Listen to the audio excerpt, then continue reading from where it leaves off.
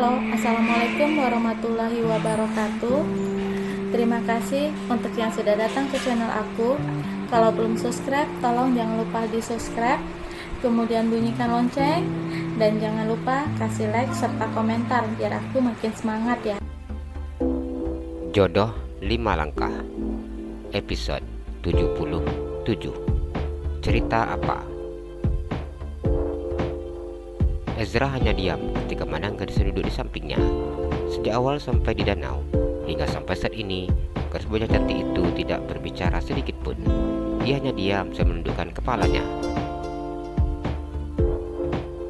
Kenapa sih tadi sampai saya ceritain tentang Ziko dan juga Bang Ezra? Sekarang Iva jadi nggak enak sama Bang Ezra. Iva berkata dalam hatinya. Ezra mengulum senyumnya ketika memandang wajah gadis tersebut. Kenapa ada Iva diam aja? Ia pura-pura bertanya. Afifah sedikit mengangkat kepalanya. Nggak ada sih, jawabnya. Biasa cerewet, kenapa mendadak pendiam? Apa karena kembarannya nggak ada di sini? Tanya Ezra. Masa sih Iva cerewet? Iva memandang Ezra. Iya, nggak merasa ya. Iya sih, nggak merasa, jawab Afifah. Tadi di kamar itu cerita apa? Ezra memandang Afifah dengan serius. Cowok suka nguping. Afifah kembali menundukkan wajahnya yang sudah amat merah. Sebenarnya nggak nguping sih, kalau seandainya nggak dengar nama abang disebut, jawab Ezra. Abang nyebelin. Afifah kesal dan meninju perut Ezra. Ya Allah, ini cewek lulusan taekwondo dari mana? Ezra mengusap perutnya antara sakit karena ditunjuk gadis cantik di sebelahnya. Aifa hanya diam ketika mendengar ucapan Ezra. Besok kalian jadi mahasiswa, abang yang akan ospek kalian. Ezra tersenyum. Nanti kalau abang jadi kakak tingkat kami, terus galak-galak dong. Aifa menang Ezra. Boleh sih, tapi ada syaratnya. Apa? Tanya Eva dengan mengerutkan keningnya. Jadi pacar abang dulu. Ezra tersenyum. Menembak cewek seperti ini sudah pasti bukanlah hal yang baik. Eva tertawa dan kembali memukul bahu Ezra. Ini kenapa galak amat sih? Dari tadi mukul-mukul terus. Ezra mengusap bahunya. Habisnya abang buat kesal. Bibir Afifah maju ke depan. Ezra tertawa ketika mendengar jawaban Afifah. Jadi kalian naksir sama Ziko karena dia itu orangnya humoris, nggak serius seperti abang ya? Abang beneran dengar ya? Mata Afifah terbuka lebar. Suara kalian cerita sangat besar, jadi kedengaran sampai keluar. Ya mana mungkin abang gak dengar. Abang, Iva jadi malu. Eva menutup wajahnya yang sudah begitu amat merah. Dirinya tidak menyangka bahwa Ezra akan menerornya dengan pertanyaan bodoh seperti ini. Ezra mengatakan Afifah yang kini sedang menutup wajahnya. Ia tersenyum melihat wajah gadis yang saat ini sudah merah seperti kepiting rebus. Kalian ini masih kecil-kecil. Kenapa sih mikirnya sudah jauh? Saya bilang kan masih kecil. Kami sudah dewasa. Usia kami sudah hampir memasuki 18 tahun. Oh iya, sudah 18 tahun plus-plus ya. Ezra mengulum senyumnya. Aifa hanya diam. Dilihatin seperti ini sungguh membuat dirinya salah tingkah. Apa benar abang orang yang terlalu serius? Ezra kembali bertanya. Iya, abang dari dulu sok dewasa. Eva menang ke danau sambil melempar-lempar batu ke air danau. Jangan lempar-lempar terus. Ezra memegang tangan Afifah. Kenapa nggak boleh? Eva menghentikan pekerjaannya. Mana tahu ada yang lagi berenang di dalam danau.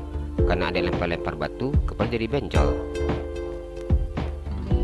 Eva tertawa sebenarnya ucapan Ezra. abang itu bukan sok dewasa. Cuma kalau itu terlalu cengeng, jadi abang malas gangguin. Apalagi itu si Alia. Ezra mandang ke arah Ziko dan Alia. Yang cengeng itu bukan ke Alia, tapi Iva, bang. Iva tersenyum menyengir. Oh, jadi yang waktu kecil suka nangis itu Afifah, bukan Alia. Ezra menggaruk kepalanya. Iya, itu Iva. Iva tersenyum malu-malu. Kalian kenapa mirip sekali? Sampai-sampai susah dibedain. Ezra bertanya sambil mandang Afifah. Sebaiknya abang tanya ke Momi dan Dedi, karena kami nggak tahu.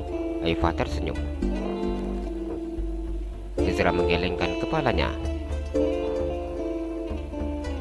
Males ah, nanti gagal jadi mantu, jawabnya.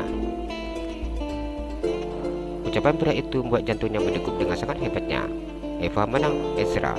Ia baru menyadari bahwa ternyata anak dari sahabat dedinya itu sangat asik diajak ngobrol. Mumi suruh pulang. Ezra menang ponselnya dan baca pesan WhatsApp dari muminya. Iya, sudah siang, jawab Afifah. Ini dibakar ya. Esa berikan jagung manis yang sudah diberi bumbu santan kental, susu dan gula kepada keponakannya. Iya onti, apa ini langsung dibakar aja onti? Tidak mana Esa? Iya, ini sudah direbus dengan kuah santan, dan nanti bakarnya tinggal dioles margarin. Esa tersenyum dan mengusap kepala keponakannya. Oke onti, Zainab tersenyum. Ini bakar ya, anak mereka sosis dan daging sapi kepada kedua putrinya. Iya mom, jawab si kembar. Ingat ya, dagingnya wajib benar-benar matang, tapi jangan gosong. Sarah memberikan perintah. Iya onti Sarah, jawab si kembar. Alia, Zainab dan Afifah hanya diam ketika mereka ditinggalkan bertiga. Sejak awal feeling aku sudah gak enak. Ternyata benar, kita disuruh bagian bakar-membakar. Eva memajukan bibirnya. Ya gak mungkin onti Aisyah, onti Sarah dan Momi Ana yang bakar. Mereka pada hamil semua, jawab Zainab. Iya sih, tapi setidaknya beri dong dekat sini. Kasih instruksikan dan arahan untuk kita, biar nggak salah jalan, jelas Alia.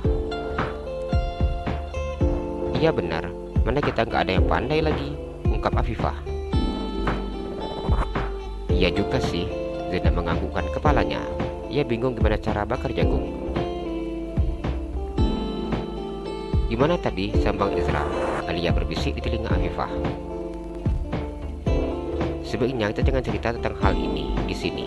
Nanti kedengaran lagi bisa kasus, ucap Afifah.